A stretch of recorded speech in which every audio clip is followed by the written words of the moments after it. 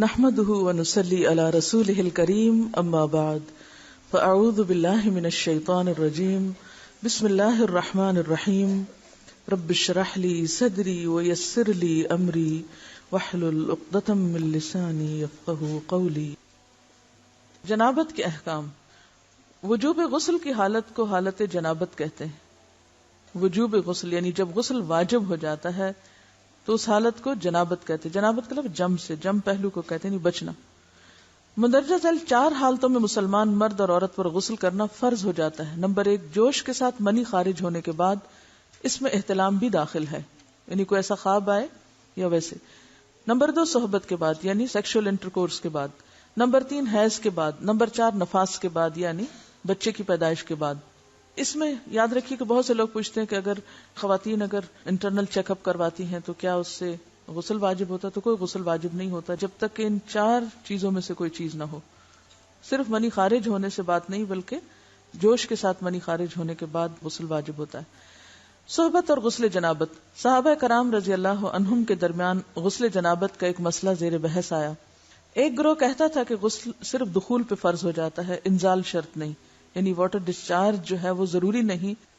دوسرا گروہ بیان کرتا تھا کہ وجوب غسل کے لیے دخول کے ساتھ انزال بھی شرط ہے۔ یہ طویل مباحثہ کسی فیصلہ کن صورت پر منتج نہ ہوا۔ آخر قرار پایا کہ ام المومنین حضرت عائشہ رضی اللہ عنہا سے دریافت کیا جائے۔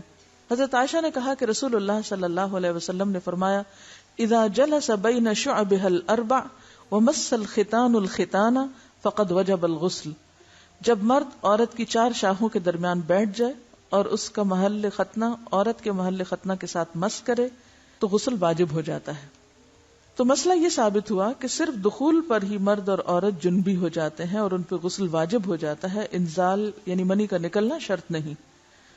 رسول اللہ صلی اللہ علیہ وسلم نے فرمایا، جب تم عورت کی 4 شاخوں کے درمیان بیٹھ کر صحبت کرو تو تم پر غسل واجب ہو گیا، اگرچہ منی نہ نکلے۔ عورت کو بھی احتلام ہوتا ہے۔ ام المومنین حضرت سلمہ رضی اللہ عنہا روایت کرتی ہیں کہ حضرت ام سلیم نے رسول اللہ صلی اللہ علیہ وسلم سے کہا، اے اللہ کے رسول، یقیناً اللہ حق سے نہیں شرماتا، یعنی حق بات اور ایک ضروری بات جو ہے اس کو واضح کرنا ضروری ہوتا ہے، اور اس معاملے میں شرم سے کام نہیں لینا چاہیے، کہیں ایسا نہ ہو کہ انسان انجانے میں غلط کام کرتا رہے۔ تو یہ کہہ کر انہوں نے مسئلہ پوچھا، کیا عورت پر غسل ہے جبکہ اس کو احتلام ہو؟ آپ نے فرمایا ہاں، لیکن جب پانی کا نشان دیکھے یعنی منی دیکھے۔ اس پر حضرت ام سلمہ نے شرم سے منہ چھپا لیا اور عرض کیا، اے اللہ کے رسول، کیا عورت کو بھی احتلام ہوتا ہے؟ آپ نے فرمایا ہاں ہوتا ہے، تیرا داہنا ہاتھ خاک آلود ہو، یعنی یہ ایک پیار کی ڈانٹ تھی۔ اور اس میں ہو سکتا ہے کہ مزاج کا فرق ہو، بعض خواتین کے ساتھ ایسا نہ ہو اور بعض کے ساتھ ایسا ہو، لیکن اس میں جو اصل چیز ہے وہ ایکسیسو واٹر ڈسچارج ہے۔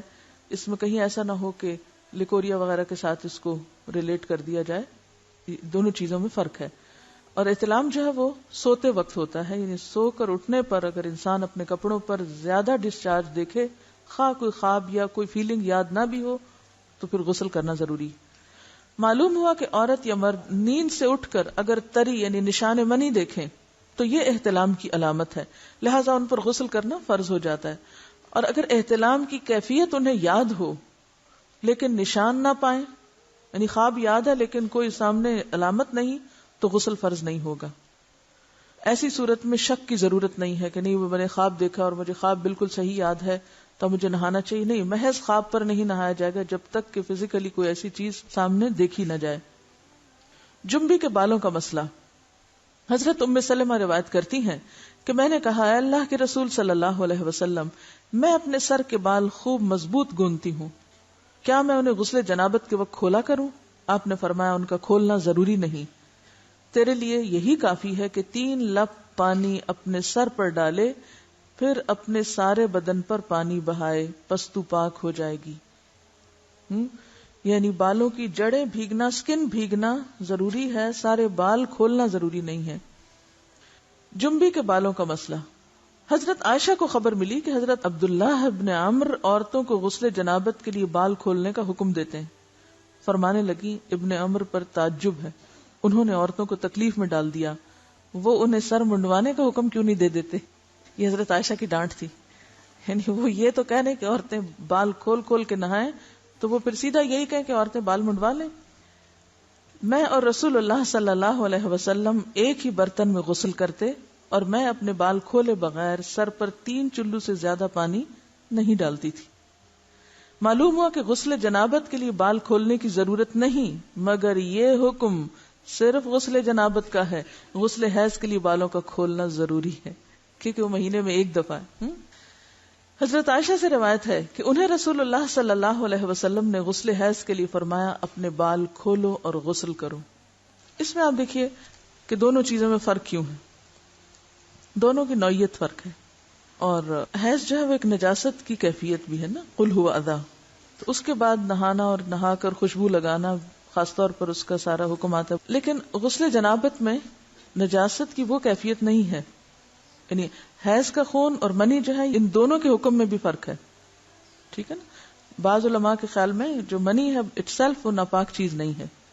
اگر کسی کپڑے وغیرہ کو لگ گئی تو وہ کپڑا ناپاک نہیں. اگر اس کو خشک ہونے پر کھرچ کے صاف کر دیا جائے تو کپڑا صاف ہو جائے گا.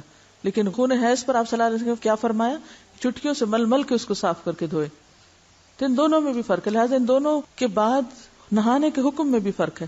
ایک میں بال کھولے جائیں گے اور بال بھی دھوئے جائیں گے اور بالوں کی جڑیں بھی دھوئی جائیں گی، جبکہ دوسرے عام غسل جنابت میں بال کھولنا اور پورے بال دھونا شرط نہیں. بہت سی بچیاں ایسی جن کی شادی ہوتی ہے اور اس کے بعد انہیں ان مسائل کا پتہ نہیں ہوتا، یا تو بے شرم کے بارے نہاتی نہیں، یا نہاتی ہیں تو پھر وہ پورے بال دھو دھو کے سکھانے میں اور ان چیزوں میں اتنا وقت ضائع کر دیتی ہیں کہ پھر بعضوں کا شوہر کی نافرمانی اور آپس کے تعلقات میں ٹینشن، لوگوں کا خوف. تو اگر دین کا صحیح مسئلہ پتا ہو تو انسان ان تمام مشقتوں سے بچ جاتا ہے اور ایک نارمل روٹین کی لائف گزار سکتا ہے. اس میں کیا صرف 3 کپ پانی، 3 لپ پانی، یعنی 3 دفعہ کیونکہ اگر ایک دفعہ ڈالنے سے پوری طرح نہیں بھیگا تو آپ یہ بھی کر سکتے ٹیپ کے آگے سر کر کے تو ساری اسکن جو ہے سر کی اس کو آپ گیلا کر لیں. پیچھے سے بال جو ہیں اگر لمبے ہیں تو ان کو ایک طرف کر دیں تاکہ پورے بال نہ دھونے پڑے، نہ سکھانے پڑے اور نہ خشک کرنے پڑے، اور باقی جسم پہ پانی بہا لیں. دوسری صورت یہ ہے کہ مگ میں پانی لے کے تو اس کو آپ تھوڑا تھوڑا کر کے پورے کو ایک دفعہ کریں، پھر اس کے بعد دوبارہ کریں اور تیسری دفعہ رول کر کے بالوں کو پیچھے سے شاور کیپ ڈال لیں اور باقی جسم پھر دھو لیں. شاور کیپ سے کیا ہوتا ہے عام طور پر کہ پیچھے کے جو سارے لمبے بال ہیں پھر وہ نیچے گر کے گیلے نہیں ہوتے، وہ آپ کے سر پہ ہی ٹک جاتے ہیں. تو سر کی اسکن دھوئیں اور بالوں کو جوڑے کی شکل میں باندھ کے اوپر شاور کیپ پہن کے پھر باقی جسم کو اچھی طرح دھو لیں. تو اس میں آپ دیکھیں کہ جب بالکل سر کے سکن کا حصہ ہی تر ہوگا، اور یہ 3 دفعہ کرنا ہوگا، ایک دفعہ سے نہیں کام چلے گا، 3 دفعہ کرنا تاکہ کوئی بھی بال برابر جگہ سکن کی خشک نہ رہ جائے. تو اس سے کیا ہوگا کہ جتنا کم بال گیلے ہوں گے اتنے کم دیر میں ان کو خشک بھی کیا جا سکتا ہے اور کسی بھی مشقت کے بغیر انسان نماز پڑھ سکتا ہے. جنبی سے میل جول اور مسافہ جائز ہے. حضرت ابو ہریرہ روایت کرتے ہیں کہ ایک دن بحالت جنابت میں نے رسول اللہ صلی اللہ علیہ وسلم سے ملاقات کی. آپ نے میرا ہاتھ پکڑا اور میں آپ کے ساتھ ہو لیا. آپ ایک جگہ بیٹھ گئے اور میں چپکے سے نکل گیا. گھر جا کر غسل کیا، پھر واپس آیا. آپ ابھی بیٹھے ہوئے تھے. آپ نے پوچھا اے ابو ہریرہ تو کہاں گیا تھا؟ میں نے سارا حال کہہ سنایا تو آپ نے فرمایا سبحان اللہ، تحقیق مومن ناپاک نہیں ہوتا. نبی صلی اللہ علیہ وسلم کا یہ فرمان کہ مومن ناپاک نہیں ہوتا، اس کا مطلب یہ ہے کہ مومن حقیقتاً نجس اور پلید نہیں ہوتا. جنابت حکمی نجاست ہے، حسی نہیں. یعنی نجاست کے حکم میں ہے لیکن بظاہر وہ کوئی ناپاک ہونے والی بات نہیں. یعنی شریعت نے مصلحت کی بنا پر ایک حالت میں حکماً اس پر غسل واجب کیا ہے، بس جنبی کے ساتھ ملنا جلنا، اٹھنا بیٹھنا، اختلاط ارتباط، کھانا پینا سب جائز ہے. یہاں یہ بات یاد رہے کہ بعض اوقات ایسا بھی ہوتا ہے کہ انسان حالت جنابت میں ہوتا ہے تو ہمارے ہاں تو اس میں اتنے زیادہ بچیوں کو ڈرایا جاتا ہے کہ ایک قدم بھی اٹھایا تو معلوم نہیں کیا قیامت آ جائے گی اور تم کمرے سے نکل ہی نہیں سکتے جب تک کہ پاک نہ ہو. تو بعض اوقات حالات کا تقاضا ایسا ہوتا ہے کہ جس میں انسان کو کچھ ضروری کام نپٹانے پڑتے ہیں. بعض اوقات جیسے بچوں کو اسکول چھوڑنا ہے یا ان کو ناشتہ بنا کے دینا یا کچھ، تو پھر 2 ایکسٹریم پہ لوگ چلے جاتے ہیں. یا تو پرواہ نہیں کرتے پاک ناپاک ہونے کی، یا یہ ہے کہ وہ اس چیز کو اتنا ایشو بنا لیتے ہیں کہ باقی سارے کام ان کے متاثر ہو کے رہ جاتے ہیں. تو اس چیز کو اپنی حدود میں رکھ کے لائٹلی لینا چاہیے.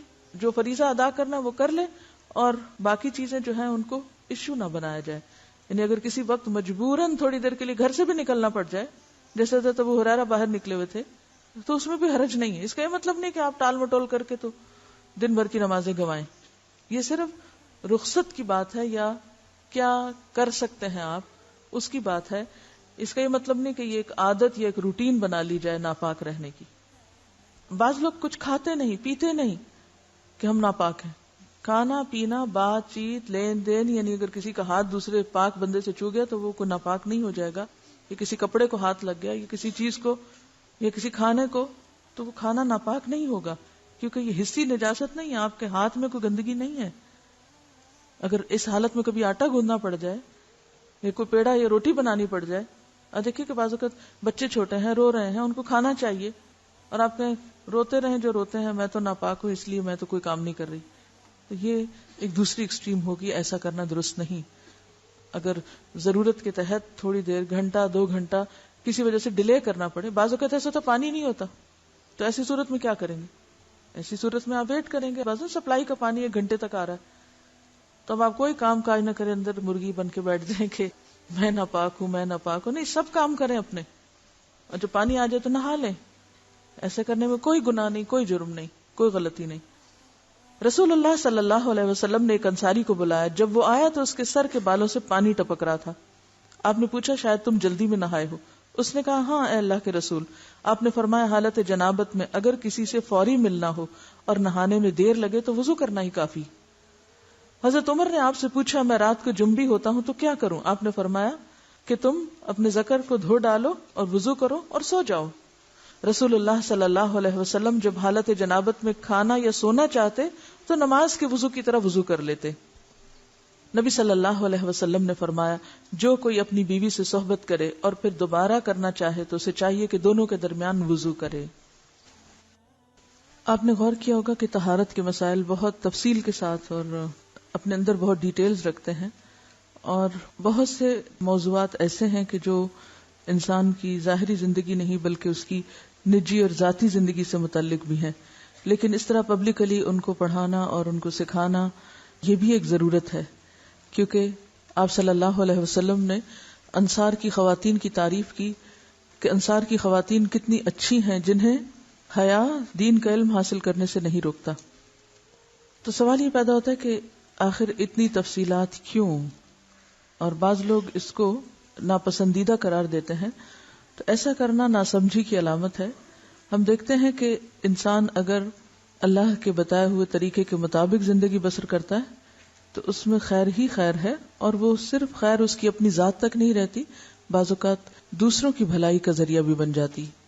یہاں کسی نے ایک واقعہ لکھ کر بھیجا ہے کہ کسی ویسٹرن کنٹری میں کوئی مسلمان بچہ پڑھتا تھا، تو وہ اپنے کپڑوں کو دھونے کے لیے کسی انگریز عورت کو دیتا تھا، یعنی لانڈری کسی کے ذریعے کرواتا تھا. تو ایک دن اس عورت نے طالب علم سے کہا کیا آپ میرے کام سے مطمئن نہیں؟ آپ کے خیال میں کیا میں کپڑے اچھی طرح نہیں دھوتی؟ طالب علم نے اس کی بات سن کر کہا کیوں نہیں، مجھے یقین ہے کہ آپ اچھی طرح کام کرتی ہیں. یہ سن کر وہ بولی پھر آپ خود ہی اپنے کپڑے کیوں دھو کر مجھے دیتے ہیں، یعنی کپڑوں کے داغ وغیرہ کیوں دھو کر مجھے دیتے ہیں؟ طالب علم نے انکار میں سر ہلایا کہ میں بھلا کپڑے دھو کر کیوں دوں گا. عورت نے کہا کہ پھر کیا وجہ ہے کہ مجھے دوسروں کے کپڑوں پر جا بجا گندگی کے دھبے نظر آتے ہیں لیکن آپ کے کپڑوں پر کوئی ایسا دھبا نہیں ہوتا. اس کے پوچھنے میں واضح حیرت تھی. نوجوان مسکرایا اور بولا اب بات سمجھ میں آتی ہے، اب میں آپ کو بات سمجھا دیتا ہوں، یعنی اب میری سمجھ میں بات آئی ہے کہ آپ کا اشارہ کس طرف ہے. میں مسلمان ہوں، میرا دین مجھے پاک صاف رہنے کا حکم دیتا ہے. میری شلوار یا پینٹ وغیرہ پر پیشاب کا چھینٹا بھی لگ جائے تو میں نماز نہیں پڑھ سکتا، لہٰذا اگر کوئی ایسی چیز ہو تو مجھے اسے خود دھونا پڑتا ہے اور اسے دھو کر پاک کرتا ہوں، لہٰذا جب میں کپڑے اتارتا ہوں تو یہ کپڑے پاک اور صاف ہوتے ہیں، یعنی داغ دھبوں سے محفوظ ہوتے ہیں. تو اس نے حیرت سے پوچھا کہ تمہارا دین اتنی چھوٹی چھوٹی باتوں کی بھی تعلیم دیتا ہے؟ نوجوان نے کہا ہاں، ہمارے رسول صلی اللہ علیہ وسلم نے ہمیں یہ حکم دیا ہے کہ ہم جب بیت الخلاء میں جائیں تو دعا پڑھیں، جب باہر آئیں تو دعا پڑھیں، کپڑے پہنوں تو دعا پڑھوں، کھانا کھا کر فارغ ہو کر گھر سے نکلتے وقت، سوتے جاگتے وقت، زندگی کے ہر کام یا ہر موقع پر ہمارے رسول نے ہمیں دعائیں سکھائی ہیں. اور اس کے ساتھ ہی یہ کہ ان تمام باتوں کے ادب آداب بھی سکھائے ہیں. تو اس انگریز عورت کو وہ باتیں بہت دلکش اور حیران کن محسوس ہوئیں، اور کچھ دن تک وہ اس طالب علم کی عادات کا مزید جائزہ لیتی رہی، اور بالآخر اسلام اس کے دل میں گھر کر گیا اور وہ مسلمان ہو گئی. اور اس کے بعد اس نے اپنے گھر کے دوسرے افراد کو بھی مسلمان کیا، اسے ایک خاتون نے. تو بات یہ کہ بات تو چھوٹی سی ہے لیکن ایک بہت بڑا فرق ڈال دیتی ہے. لیکن افسوس یہ کہ آج مسلمان ہی یہ آداب اور اخلاق بھول گئے، کیونکہ بہت سے مواقع پر ایسا بھی ہوا ہے ہمارے ساتھ کہ جب ہم نے الوداع میں پرانے کپڑے مختلف، جیسے سیلاب آ گیا یا زلزلہ آ گیا یا کچھ، تو اس موقع پر نئے پرانے سب مٹیریلز جب اکٹھے کیے گئے تو بلیو بھی بعض اوقات کپڑوں پر خون کے دھبے، گندے داغ اور نجاست وغیرہ بھی لگی ہوئی پائی گئی، جسے دیکھ کر بے انتہا افسوس ہوا کہ ایک مسلمان لڑکی جو بالغ ہو چکی، اس کو اس کی ماں نے یہ ادب نہیں سکھایا، یہ طریقہ نہیں سکھایا کہ لباس کو صاف کیسے رکھتے ہیں. بھلے آپ کو کپڑا کسی سے بھی دھلوانا ہو یا آپ کو دوبارہ نہیں پہننا یا آپ کسی غریب کو دے رہے ہیں، مسلمان کا تو لباس اتارتے وقت بھی طریقہ یہ ہوتا ہے کہ جب وہ اتارے تو ایسے ہی اتارے کہ جیسے وہ نجاست سے صاف ہے. تو بعض اوقات ہم غفلت میں ایسی حرکتیں کرتے رہتے ہیں اور اس کا غلط امپریشن نہ صرف یہ کہ اپنے گھر والوں پر، اپنے قریبی لوگوں پر، بلکہ دوسرے ادیان والوں تک بھی اس کا دائرہ بعض اوقات پھیل جاتا ہے. تو ان معاملات میں جو بظاہر لوگوں کی نگاہوں سے چھپے ہوئے ہیں، ہمیں اپنی باطنی زندگی میں، نجی زندگی میں، داخلی زندگی میں، پرائیویٹ لائف میں بھی اللہ کے تقوی کا ثبوت دینا ہے اور ان تمام چیزوں کا خیال رکھنا ہے. حائضہ سے صحبت کرنے کی ممانعت. حیض کی حالت میں عورت سے مجامت کرنا سخت گناہ ہے. اللہ تعالیٰ نے قرآن مجید میں فرمایا فَاعْتَزِلُوا النِّسَاءَ فِي الْمَحِيضِ، یعنی واضح قرآن کا حکم ہے. پس ایام حیض میں عورتوں سے کنارہ کشی کرو، یعنی کنارہ کشی سے مراد لین دین اور بالکل تعلق ختم کرنا نہیں، مراد یہاں پر سیکشل انٹرکورس ہے، یعنی صحبت نہ کرو. اگر کوئی اس گناہ کا مرتکب ہو جائے تو اس کی بابت نبی صلی اللہ علیہ وسلم نے فرمایا جو شخص بحالت حیض اپنی عورت سے صحبت کرے تو اسے چاہیے کہ نصف دینار صدقہ کرے. دینار 4.5 ماشے سونے کا ہوتا ہے، تو نصف دینار 2.25 ماشے سونا ہوا. 2.25 ماشے سونے کی قیمت صدقہ کرے، یعنی کسی مستحق کو دے اور آئندہ کے لیے توبہ کرے.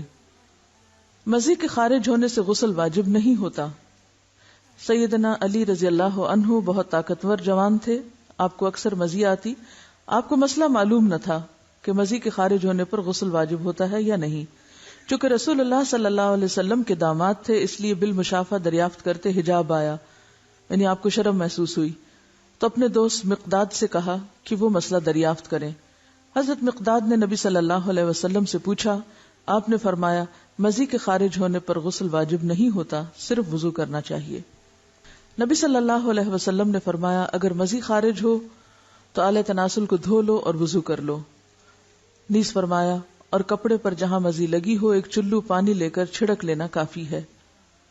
اب اس میں یہ جو مختلف ٹرمز استعمال ہو رہی ہیں ان میں فرق کیا ہے، یعنی مزی اور منی کا فرق کیا ہے. مزی اس چپکتے ہوئے لیسدار پانی کو کہتے ہیں جو شہوت کے وقت ذکر کے سرے پر نمودار ہوتا ہے، یعنی کہ جو اچھل کر نہیں نکلتا بلکہ ویسے ہی ویٹنس ہوتی. اور منی عضو مخصوص سے لذت اور جوش کے ساتھ ٹپک کر خارج ہونے والا سفید مادہ ہوتا ہے جس سے انسان پیدا ہوتا ہے. اس کے خروج سے آدمی پر غسل فرض ہو جاتا ہے. ودی وہ گاڑھا سفید پانی جو پیشاب سے قبل یا بعد خارج ہوتا ہے، اس کے نکلنے پر غسل کرنا ضروری نہیں. یا اسی طرح لیکوریا بھی اس میں آ جاتا ہے. جن عورتوں کو سفید رطوبت یعنی لیکوریا کی شکایت ہوتی ہے اس سے بھی غسل لازم نہیں ہوتا، حسب معمول نمازیں ادا کرنی چاہیے. لیکوریا کا جو سیکریشن ہے اگر وہ کپڑے پر لگ جائے تو اسی طرح چلو بھر پانی سے اس کو صاف کر لینا چاہیے. حائضہ کو چھونا اور اس کے ساتھ کھانا جائز ہے. حضرت انس رضی اللہ عنہ روایت کرتے ہیں کہ جب عورت حیض سے ہوتی تو یہودی اس کے ساتھ کھاتے پیتے نہیں تھے، تو رسول اللہ صلی اللہ علیہ وسلم نے فرمایا حائضہ سے ہر کام کرو سوائے جماع کے، یعنی حائضہ سے کھانا پینا، اٹھنا بیٹھنا، ملنا جلنا، اسے چھونا، بوس و کنار وغیرہ سب جائز ہے سوائے مجامت کے. حضرت عائشہ روایت کرتی ہیں کہ رسول اللہ صلی اللہ علیہ وسلم مجھے حالت حیض میں ازار باندھنے کا حکم دیتے، سو میں ازار باندھتی. آپ مجھے گلے لگاتے اور میں حیض والی ہوتی. حضرت عائشہ سے روایت ہے کہ نبی صلی اللہ علیہ وسلم نے مسجد میں اپنی اعتکاف گاہ سے مجھے بوریا پکڑانے کا حکم دیا. رگ، بوریا کیا ہوتا ہے؟ رگ یعنی کوئی کپڑے کا پیس، یہ جے نماز جیسے ہوتی. میں نے کہا میں حائضہ ہوں. آپ نے فرمایا تیرا حیض تیرے ہاتھ میں نہیں ہے. اور اس حدیث سے لا علمی کی بنا پر آج تک لوگ تسبیح کو ہاتھ نہیں لگانا، جے نماز کو ہاتھ نہیں لگانا، جے نماز پہ بیٹھنا نہیں، اور اگر حالت حیض میں کوئی کپڑے پہنے تو دوبارہ نہیں پہن کے نماز ان میں پڑھنی، یا یہ کہ بستر کی چادریں وغیرہ دھونا ہے، یا اور بہت سے تردد کیے جاتے ہیں، تو یہ سب خود ساختہ باتیں ہیں، ان کی کچھ حقیقت نہیں۔ حضرت عائشہ سے روایت ہے کہ نبی صلی اللہ علیہ وسلم میری گود کو تکیہ بنا کر قرآن حکیم کی تلاوت کرتے تھے حالانکہ میں حائضہ ہوتی۔ اب یہاں بھی آپ دیکھیے بہت سی خواتین پوچھتی ہیں کہ کیا ہم اس حالت میں قرآن کی مجلس میں شریک ہو سکتے ہیں یا نہیں، وہاں بیٹھ سکتے ہیں یا نہیں؟ تو آپ دیکھیے کہ آپ صلی اللہ علیہ وسلم حضرت عائشہ کی گود میں سر رکھ کے قرآن پڑھتے، جبکہ حضرت عائشہ حیض سے ہوتی۔ حائضہ کے قرآن پڑھنے کی کراہت۔ اب حائضہ خود کیا کرے؟ کیا قرآن پڑھ سکتی ہے یا نہیں؟ ذکر کر سکتی ہے یا نہیں؟ حالت جنابت اور حیض میں قرآن حکیم کی تلاوت کے حرام ہونے کے بارے میں کوئی صحیح حدیث نہیں ہے، یعنی حرام نہیں ہے پڑھنا، مگر ان حالتوں میں مکروہ ضرور ہے، یعنی پسندیدہ نہیں ہے کہ انسان تلاوت کی غرض سے صبح بیٹھ کر قرآن پاک کی کچھ آیات پڑھے۔ ہاں، اگر کوئی تعلیم حاصل کرنے کے لیے، سیکھنے کے لیے کچھ پڑھ رہا ہے تو اس کی رخصت ہے۔ مہاجر بن قنفس سے مروی ہے کہ رسول اللہ صلی اللہ علیہ وسلم کو بحالت پیشاب کسی نے سلام کیا تو آپ نے جواب نہ دیا۔ فراغت کے بعد آپ نے وضو کیا اور فرمایا میں نے مناسب نہ سمجھا کہ طہارت کے بغیر سلام کا جواب دوں۔ اس کا یہ مطلب نہیں کہ طہارت کے بغیر کہ جب اگر کسی نے وضو نہیں کیا ہو تو وہ سلام کا جواب نہ دے، یا اگر آپ بے وضو ہیں کوئی آپ کو سلام کرے تو آپ جواب نہ دے کہ میرا وضو نہیں ہے۔ اس سے مراد یہ کہ عین اس حالت میں کہ جب انسان ٹوائلٹ میں بیٹھا ہوا ہو اور اس کے جسم سے کچھ نکل رہا ہو اور کوئی سلام کرے اور وہ ساتھ ہی سلام کا جواب دینا شروع کر دے تو اس حالت میں دینا جائز ہے۔ اب حیض کی بھی کنڈیشن ایسی ہوتی ہے نا کہ مسلسل بعض اوقات کچھ سیکریشن ہوتی رہتی ہے، تو ایسی صورت میں اگر انسان عبادت کی غرض سے تلاوت کر رہا ہے تو یہ درست نہیں۔ ہاں، تعلیم کی غرض سے اس کی اجازت موجود ہے کیونکہ حرام بہرحال نہیں ہے۔ جب حدث اصغر کی حالت میں سلام کا جواب دینا مکروہ ہوا تو جنبی کا قرآن کی تلاوت کرنا بالاولی یعنی زیادہ مکروہ ہوا۔ البتہ باقی اذکار کی بابت امام نووی فرماتے ہیں جنبی کے لیے تسبیح اور تحمید، تکبیر اور دیگر دعائیں اور اذکار بالاجماع جائز ہیں، یعنی صبح شام کی دعائیں ہیں یا گھر سے نکلنے کی یا داخل ہونے کی یا جتنے بھی ذکر اذکار کی قسمیں ہیں، یہ ساری کی ساری بالاجماع جائز ہیں کہ انسان اٹھتے بیٹھتے چلتے پھرتے یہ سب پڑھ سکتا ہے، خواہ حالت جنابت میں ہو یا پھر حیض میں۔ اس کی دلیل حضرت عائشہ کی حدیث ہے، آپ فرماتی ہیں میں ایام حج میں حائضہ ہو گئی تو رسول اللہ صلی اللہ علیہ وسلم نے فرمایا بیت اللہ کے طواف کے علاوہ باقی ہر وہ کام کرو جو حاجی کرتا ہے۔ تو اس کا کیا مطلب تھا؟ یعنی حالت حیض میں ہر وہ کام کرو جو حاجی کر رہے ہیں سوائے طواف کے، اور نماز تو ویسے ہی انڈرسٹوڈ تھی کہ اس حالت میں نہیں پڑھنا۔ تو اس سے کیا پتہ چلتا ہے حاجی باقی کیا کام کرتے ہیں؟ ذکر کرتے ہیں، ذکر اذکار دعائیں مانگتے ہیں۔ اور بہت سی خواتین حج پہ جاتے ہوئے کیا ہم ٹیبلٹس لے لیں، کیا ہم، تو یہ فطرت کے نظام میں مداخلت ہے۔ جب رخصت ہے سب دعائیں وغیرہ آپ پڑھ سکتے، صرف طواف نہیں کر سکتے تو پاک ہو کے کر لیں، لیکن کوئی بھی ان نیچرل طریقہ اختیار نہ کریں کہ جس سے آپ کا جسم بوجھل ہو جائے، آپ سست ہو جائیں اور آپ دعائیں مانگنے کے بھی قابل نہ ہوں۔ کیونکہ بہت سی خواتین ایسی ہوتی ہیں کہ جب ان کے سسٹم میں کوئی بھی گڑبڑ ہوتی ہے تو پھر وہ مینٹلی، ایموشنلی، فزیکلی ہر لحاظ سے تھک جاتی ہیں۔ تو بجائے اس کے کہ آپ سارا حج کا عرصہ ایک کربناک کیفیت میں گزاریں جس میں آپ کی کسی عبادت میں کوئی خشوع نہ ہو، تو بہتر ہے کہ جو چیز اللہ نے لکھ دی ہے وہ اپنے وقت پر ہو، اس دوران صرف طواف سے اجتناب کیا جائے اور باقی سب کام ذکر اذکار جو بھی رمی کرنا ہے، وقوف عرفات ہے، سب کچھ اپنے طریقے کے مطابق کیا چلا جاتا رہے۔ پہلے سعی کا علاقہ جو تھا، سعی کی اجازت تھی، لیکن اب سعی بھی مسجد میں آ گئی، مسعی بھی مسجد میں آ گئی، تو جہاں سے مسجد شروع ہوئی وہاں سے داخلہ بند ہو گیا، الا عابری سبیل، کہ کوئی آپ کو گزرنے کی ضرورت پیش آئی یا اندر کوئی بیٹھا ہوا اس کو بلانا ہے تو وہ گزر کے دے کے واپس آ جائے، بیٹھے نہیں، گزرنے کی اجازت ہوتی ہے مسجد۔ حضرت ام عطیہ رضی اللہ عنہا فرماتی ہیں کہ رسول اللہ صلی اللہ علیہ وسلم نے حیض والی عورتوں کو بھی عید کے روز عیدگاہ جانے کا حکم دیا تاکہ وہ لوگوں کی تکبیروں کے ساتھ تکبیریں کہیں۔ تو تکبیر میں بھی کیا ہے؟ اللہ کا ذکر ہے، اور ان کی دعا کے ساتھ دعا کریں لیکن نماز نہ پڑھیں۔ تو جو چیز بصراحت ممنوع ہے وہ کیا ہے؟ نماز اور طواف، باقی کچھ بھی ممنوع نہیں، یعنی عبادات میں سے۔ حضرت عائشہ فرماتی ہیں کہ رسول اللہ صلی اللہ علیہ وسلم ہر حال میں اللہ کا ذکر کرتے تھے۔ ان احادیث سے ثابت ہوا کہ حائضہ اور جنبی ذکر اذکار کر سکتے ہیں، ٹھیک ہے۔ استحاضہ کا مسئلہ. استحاضہ وہ خون ہوتا ہے جو ایام حیض کے بعد خاکی یا زرد رنگ کا جاری ہوتا ہے. یہ ایک مرض ہے. جب عورت اپنے حیض کی عادت کے دن پورے کرے پھر اسے غسل کر کے نماز شروع کر دینی چاہیے. تو اس میں اصل حکم یا اصل بات کیا ہے؟ عادت. جتنے دن کسی کی عادت ہے اس عادت کے مطابق انسان نماز چھوڑے، یعنی اتنے دن کے لیے، اور بعد میں نہا کر نماز شروع کر دے، خواہ کوئی ڈسچارج ہو بھی تو، کیونکہ وہ خون حیض کا نہیں بلکہ استحاضہ کا ہے جو اس مخصوص مدت کے بعد آتا ہے. حضرت عائشہ سے روایت ہے کہ فاطمہ بنت ابی حبیش رضی اللہ عنہا رسول اللہ صلی اللہ علیہ وسلم کی خدمت میں حاضر ہوئیں اور عرض کیا، اے اللہ کے رسول، مجھے خون استحاضہ آتا ہے اور میں بوجہ خون استحاضہ پاک نہیں ہوتی، کیا میں نماز چھوڑ دوں؟ آپ نے فرمایا، نہیں، خون استحاضہ ایک اندرونی رگ سے بہتا ہے اور یہ خون حیض نہیں. بس جب تجھے حیض کا خون آئے تو نماز چھوڑ دے، اور جس وقت خون حیض بند ہو جائے اور استحاضہ شروع ہو تو اپنے استحاضہ کے خون کو دھو لو اور نماز پڑھو. تو حاصل کلام یہ ہے کہ مستحاضہ پاک عورت کی طرح ہے، ایام حیض کے بعد غسل کر کے نماز شروع کر دے. ہاں، یہ بہت ضروری ہے کہ ہر نماز کے لیے نیا وضو کرتی رہے. رسول اللہ صلی اللہ علیہ وسلم نے حضرت فاطمہ سے یہ بھی فرمایا، ہر نماز کے لیے وضو کر لیا کرو. یعنی ہر نماز کے لیے نہانے کی ضرورت نہیں، صرف وضو کافی ہے. خواہ پہلے سے وضو ہو بھی، چونکہ ڈسچارج ہوتا رہتا ہے اس لیے وضو باقی نہیں رہتا، دوبارہ وضو کر لیا جائے. خون حیض بلوغت کی علامت ہے. اگر یہ عادت کے مطابق آئے تو یہ صحت کی علامت ہے. اس کے برعکس استحاضہ بیماری کی علامت ہے. چونکہ یہ خون حیض سے پہلے بھی آتا ہے اور حیض کی مدت گزر جانے کے بعد رکتا نہیں، اس لیے بعض خواتین اسے بھی حیض سمجھ کر نماز چھوڑے رکھتی ہیں. لہٰذا اس مسئلے کو سمجھنا ضروری ہے. خون حیض گاڑھا، سیاہ اور کسی قدر بدبودار ہوتا ہے. جب اس کی مدت ختم ہوتی ہے تو خاکی یا زرد رنگ کی رطوبت خارج ہوتی ہے، مگر وہ حیض نہیں ہوتی. جبکہ خون استحاضہ پتلا اور زرد رنگ کا ہوتا ہے. یہ الگ بات ہے کہ عادت کے دنوں میں کبھی فلو زیادہ ہوتا ہے اور کبھی کم ہوتا ہے، لیکن اپنے مقرر وقت پر انقطاع بھی ہو جاتا ہے. انقطاع الدم یعنی سب ختم ہو جاتا ہے اور وائٹ ڈسچارج شروع ہو جاتا ہے. تو پاکی کب ہوتی ہے؟ جب خون حیض کے ختم ہونے کے بعد وائٹ ڈسچارج شروع ہو. اگر خاتون حیض اور استحاضہ کا فرق پہچانتی ہے تو اس کے مطابق عمل کرے گی، یعنی حیض کے آنے پر نماز چھوڑے گی اور حیض کے بعد استحاضہ کے دوران ہر نماز کے لیے الگ وضو کر کے نماز ادا کرے گی.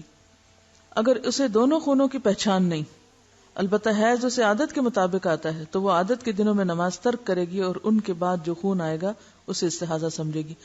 اب اس میں مشکل یہ ہے نا کہ ہر عورت کی عادت فرق ہے، اس لیے اس میں کوئی مفتی کچھ نہیں بتا سکتا، خود ہی اس کا تعین کرنا پڑے گا کہ کن دنوں میں عادت بدل جاتی. کیونکہ عورت کے صرف یہ نہیں کہ اس کو خون کے رنگ سے ہی آپ پہچانیں گے، اس میں دیکھا یہ جائے گا کہ آپ کی اپنی جسمانی کیفیت کب بدلتی ہے. کیونکہ استحاضہ کے خون میں جسمانی کیفیت اتنی متاثر نہیں ہوتی، جبکہ حیض کے دنوں میں اس سے پہلے یا اس کے بعد مزاج پر بھی فرق پڑتا ہے.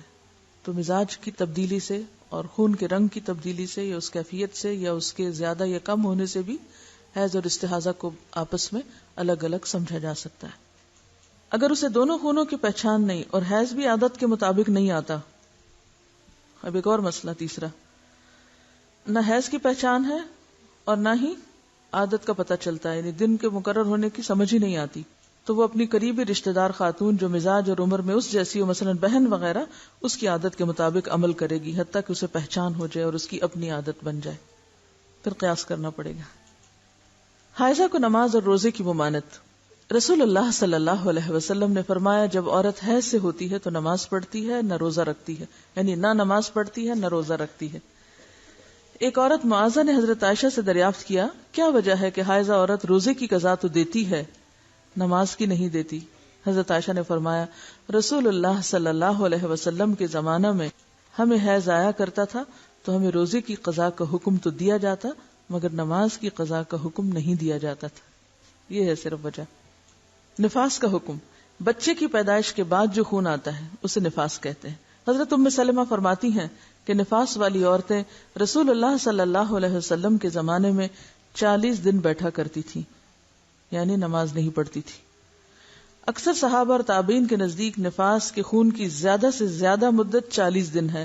اگر 40 روز کے بعد بھی خون جاری رہے تو اکثر اہل علم کے نزدیک وہ خون استحاضہ ہے جس میں عورت ہر نماز کے لیے وضو کرتی ہے. نفاس کی کم از کم مدت کی کوئی حد نہیں. اچھا یہ بھی یاد رہے کہ بعض خواتین کو نفاس کا عرصہ ختم ہوتے ہی پھر پیریڈ شروع ہو جاتے ہیں، تو ایسی صورت میں اگر دن اوپر چلے جائیں اور پیریڈز کی واضح علامات ہر ایک کو اپنی عادت پتہ ہوتی ہے تو اس کے مطابق پھر وہ چھوڑ سکتی ہے.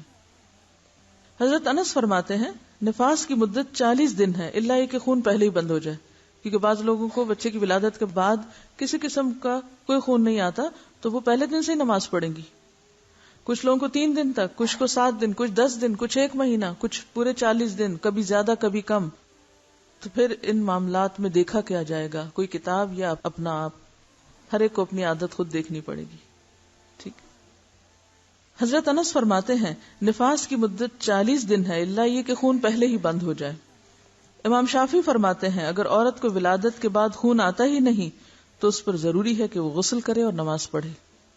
نفاس اور حیض کے خون کا حکم ایک جیسا ہے، یعنی ان حالات میں نماز، روزہ اور جماع منع ہے. رسول اللہ صلی اللہ علیہ وسلم ایام نفاس کی نمازوں کی قضاء کا حکم نہیں دیتے تھے. ٹھیک ہے. آپ نے یہ سنا ہوگا نا کہ خون حیض کی اقصی مدت یعنی زیادہ سے زیادہ مدت 10 دن ہے. تو یہ قیاس ہے، یعنی ایک اندازہ کیا گیا. آپ دیکھیے کہ فقہا کس طرح اجتہاد کیا کرتے تھے. جب یہ مسئلہ سامنے آیا تو مختلف عورتوں کی عادت معلوم کرائے گی. کم سے کم کتنا ہوتا ہے، زیادہ سے زیادہ کتنا ہوتا ہے. پتہ چلا کہ کم سے کم اتنا اور زیادہ سے زیادہ اتنا، تو لہٰذا یہ 10 دن وہاں سے چلے. نبی صلی اللہ علیہ وسلم نے کوئی 10-12 دن نہیں بتایا. اصل بات عادت کی ہے کہ کتنے دن آپ کی عادت. ڈی این سی کے بعد بھی جو خون ہوتا ہے وہ بھی نفاس میں شمار ہوگا. اس میں بھی کمی بیشی ہوتی ہے.